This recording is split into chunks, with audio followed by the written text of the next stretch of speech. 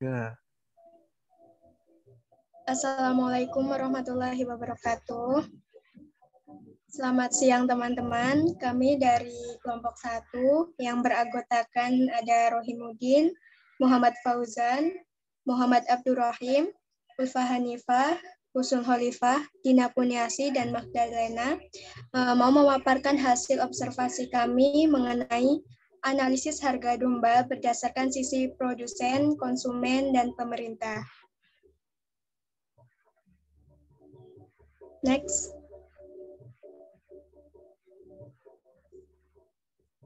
Ya, jadi pendahuluan. Kebijakan harga didefinisikan itu sebagai campur tangan pemerintah, baik secara langsung maupun tidak langsung, untuk mengubah harga-harga yang diterima dan dibayarkan oleh para pelaku pasar, yaitu baik dari produsen maupun konsumen.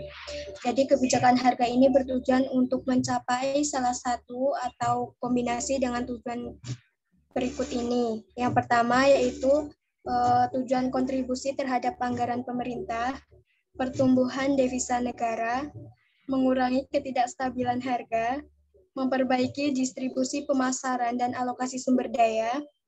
Yang kelima, memberikan arah produksi serta meningkatkan taraf swasembada pangan dan seratan.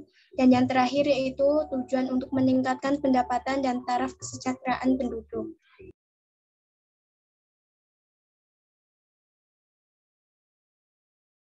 Selanjutnya, kebijakan harga dibagi jadi dua, yaitu mekanisme kebijakan harga dasar dan mekanisme kebijakan harga tertinggi. Mekanisme kebijakan harga dasar bertujuan untuk melindungi produsen dari penurunan harga jual yang berdampak pada kerugian. Yang kedua, harga dasar akan berpengaruh efektif bila ditetapkan di atas harga equilibrium. Untuk mekanisme kebijakan harga tertinggi, bertujuan untuk melindungi konsumen dari kenaikan harga yang mengakibatkan penurunan daya beli. Yang kedua, harga maksimum akan berpengaruh efektif bila ditetapkan di bawah harga keseimbangan baru. Kebijakan pemerintah mengenai harga domba. Pemerintah mengeluarkan kebijakan mengenai harga dengan mengesahkan Undang-Undang Nomor 6 Tahun 2013 tentang pemberdayaan peternakan pada bab 10 mengenai perlindungan harga ternak dan produk hewan. Berikut merupakan isi bab 10 ayat 44 dan 45.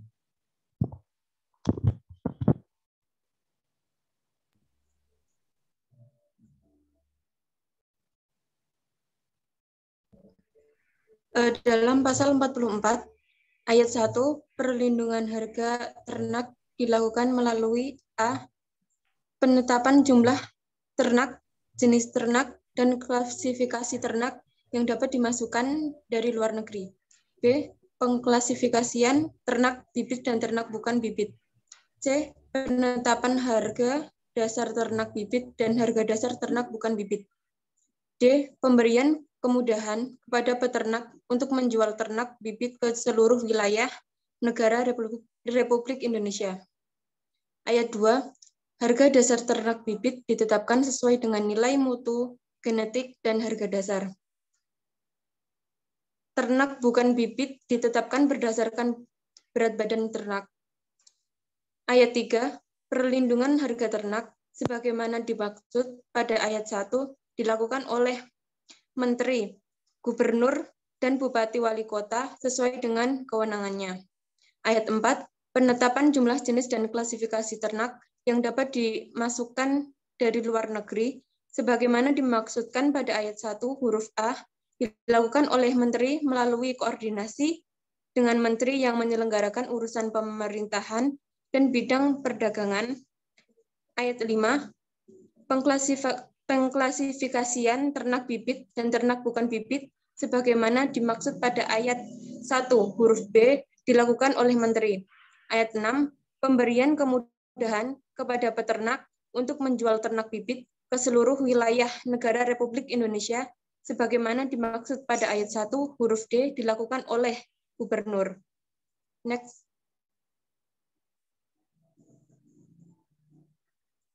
Pasal 45. Ayat 1. Perlindungan harga produk hewan dilakukan melalui A. Penetapan jumlah dan jenis produk hewan yang dapat dimasukkan dari luar negeri serta unit usaha di negara asal. B. Pengaturan mengenai penyerapan produk hewan dalam negeri bagi pemasok produk hewan dari luar negeri. C. Pemberian jaminan halal bagi produk hewan yang dipersyaratkan aman, sehat, dan utuh. Ayat 2.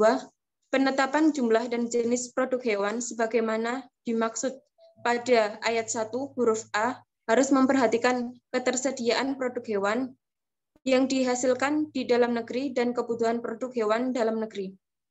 Ayat 3. Penetapan jumlah dan jenis produk hewan dan pengaturan mengenai penyerapan produk hewan di dalam negeri sebagaimana dimaksudkan pada ayat 1 huruf B dilakukan oleh Menteri melalui koordinasi dengan Menteri yang menyelenggarakan urusan pemerintahan di bidang perdagangan. Ayat 4. Pengawasan pemberian jaminan halal bagi produk hewan yang dipersyaratkan aman, sehat, dan utuh sebagaimana dimaksud pada ayat 1 huruf C dilakukan oleh Menteri.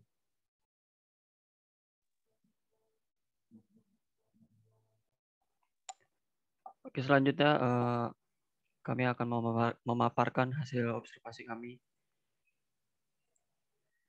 Yang pertama, peternakan yang kami observasi ini berlokasi di Jalan Asrama Breakview, Kampung Pengkolan, RT 01, RW 04, Desa Kalijaya, Kecamatan Cikarang Barat, Kabupaten Bekasi. Sedikit saya jelaskan tentang mekanisme dari peternakan ini. Jadi peternakan ini tuh mekanismenya itu pembesaran bibit dari beli dari kambing yang domba yang masih muda, lalu dibesarkan untuk disiapkan sebagai hewan kurban. Berikut gambaran dari gambar dan gambar dari kandangnya. Lalu di sini ada sampel dari domba yang didasarkan dari klasifikasi bobot berat badannya.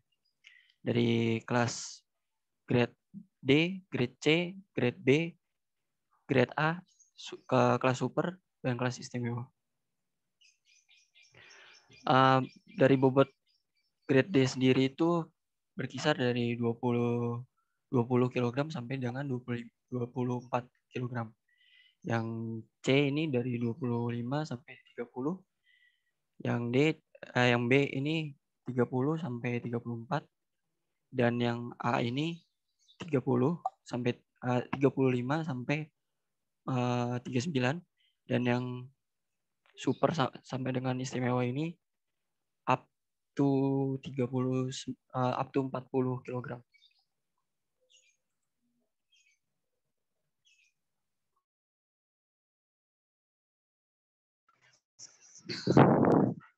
Selanjutnya, kebijakan penentuan harga sisi produsen. Penetapan harga dipengaruhi oleh permintaan produk, target pasar, reaksi pesaing, strategi penetapan harga, bagian lain di luar bauran pemasaran dan biaya. Hal ini dalam mengenal perilaku pasar yang kaitannya dengan pembentukan harga menggunakan cara setting of output atau penentuan harga, di mana penetapan ini dilakukan bersama-sama dengan para penjual yang lain dan penetapan harga yang dilakukan dipimpin oleh pemimpin harga. Berdasarkan hasil observasi yang kami lakukan, bahwa pada dasarnya proses penentuan harga domba berada pada pihak penjual dan mekanisme pasar. Mekanisme pasar ditentukan oleh tingginya permintaan dan penawaran. Oleh karena itu, sistem perubahan dalam harga penawaran digambarkan sebagai peningkatan penawaran dalam jumlah barang yang ditawarkan. Sedangkan permintaan ditentukan oleh selera dan pendapatan. Dalam hal ini, penjual melakukan survei harga jual terlebih dahulu di lapak-lapak lain. Selain itu, penjual juga memperhitungkan adanya biaya produksi seperti biaya perawatan atau pemeliharaan, karena penjualan domba lebih memfokuskan di momen Idul Adha. Meskipun demikian, hal ini tidak terlepas dari sistem tawar-menawar kedua belah pihak, yaitu antara penjual dan pembeli. Adapun penggolongannya sudah dijelaskan sebelumnya. Next.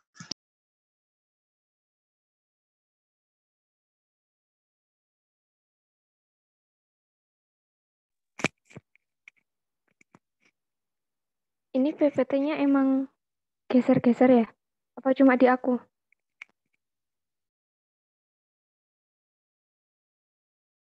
Di aku enggak kok. Udah. Selanjutnya, kebijakan harga dari sisi konsumen. Menurut pemilik peternakan yang kami observasi, harga yang diinginkan oleh konsumen tidak jauh berbeda dengan harga yang ditentukan oleh pemilik peternakan. Hal ini dikarenakan penentuan harga jual yang berdasarkan bobot dari domba tersebut, sehingga konsumen dapat memahami bahwasannya ada harga, ada barang. Perbedaan harga tersebut merupakan proses tawar-menawar yang dilakukan oleh konsumen dengan pemilik peternakan. Berikut contoh harga yang diminta oleh konsumen ketika Hari Raya Idul Adha. Grade D dari 20 sampai 24 kg berkisar 2 juta rupiah. Grade C 25 sampai 29 kg berkisar 2.300.000 rupiah. Grade B 30 sampai 34 kg berkisar 2.800.000 rupiah. Sedangkan grade A berkisar 3.300.000, super 3.800.000 dan istimewa 4.300.000.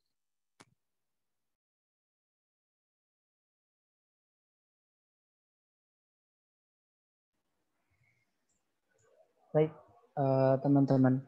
Sebelum kita menginjak pada kesimpulan secara nalarnya ya. Dalam penentuan suatu kebijakan harga di mana ada 3 sisi. Pertama dari pemerintah, kedua dari konsumen, ketiga dari produsen. Ketika pemerintah menentukan suatu kebijakan harga bukan berarti secara sepenuhnya itu diterima oleh konsumen dan bukan berarti pula diterima oleh produsen. Contohnya dalam diimplementasikan di negara kita sendiri yaitu Indonesia, di mana harga yang sekarang terjadi itu tidak sesuai pemerintah yang ingin sesuai kebijakan mereka. Jadi contoh kalau pemerintah menentukan harga A, namun di sisi lain, di sisi produsen, malahan terkadang bisa melampaui harga tersebut. Kemudian di sisi konsumen terkadang juga kurang dari harga tersebut. Jadi dari 3 sisi tersebut juga tidak sepenuhnya dapat dijadikan sebagai patokan untuk menentukan suatu kebijakan harga. Hubungannya dengan kesimpulan pada pengamatan yang kami lakukan, yaitu di Hari Raya Idul Adha, di mana musim cukup menjadi perhatian utama dari para pedagang hewan kurban sebulan pra, ketika, dan pasca Hari Raya, merupakan puncak dari permintaan ternak kurban, yang salah satunya yaitu domba. Berdasarkan pengamatan, didapat bahwa domba yang dijadikan objek observasi merupakan domba yang dikhususkan untuk diperjualbelikan khusus hanya pada Idul Adha. Namun, sesuai mekanisme pasar seperti yang telah saya jelaskan tadi, harga akan otomatis terkatrol seiring dengan meningkatnya permintaan ternak kurban. Tetapi, bahwa harga yang ditentukan oleh penjual pada saat Idul Adha itu tidak terlampau jauh dibandingkan dengan harga yang diminta oleh konsumen. Dengan penentuan harga berdasarkan bobot dari domba kurban, konsumen dapat menilai apakah harga tersebut terbilang mahal ataupun bobot harga tersebut terbilang sangat murah.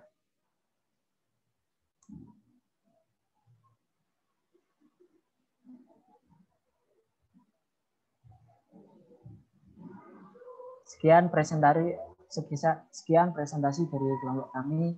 Apabila ada kesalahan dalam bertutur kata ataupun kekurangan dalam penjelasan materi, kami mohon maaf yang sebesar-besarnya. Terima kasih.